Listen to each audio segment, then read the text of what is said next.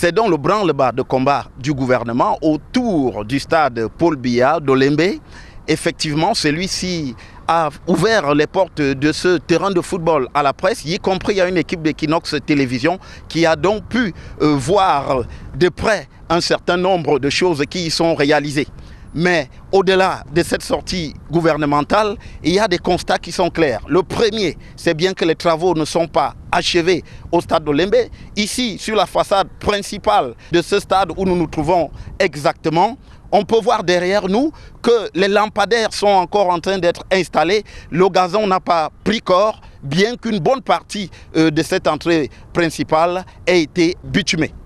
On peut donc comprendre la reculade du gouvernement qui a changé de date par rapport à la livraison des travaux de ce stade. Ce n'est plus le 30 novembre, nous sommes exactement aujourd'hui le 30 novembre, c'est donc désormais le 3 décembre, dans quelques jours encore, selon les déclarations du ministre des Sports, Narcisse Mouele Kombi.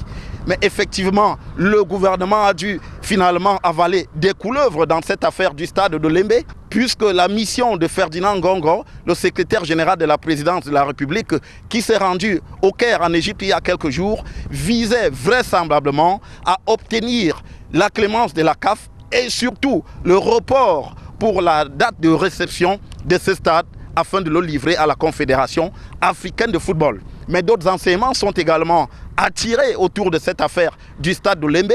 D'abord, les atermoiements qu'on y observe relèvent combien beaucoup d'approximations auront accompagné ce projet. 12 ans pour sa construction, pour quelques 200 milliards à l'heure où nous nous trouvons, des entrepreneurs qui sont chargés après Pichini, McGill et des résultats qui ne sont finalement pas donnés, mais surtout la condescendance du gouvernement qui est resté droit dans ses bottes malgré tous les impairs qui s'accumulaient et qui finalement lui ont éclaté au visage au point qu'il en est réduit à reculer pour le 3 décembre prochain. Et là, on n'a pas de certitude toujours que cette date sera elle respectée.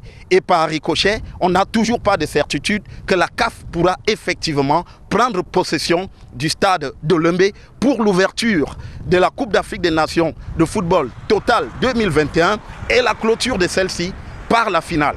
Depuis le stade de Lembe, pour Equinox Télévision, Joël Essengue, Guy Zogo.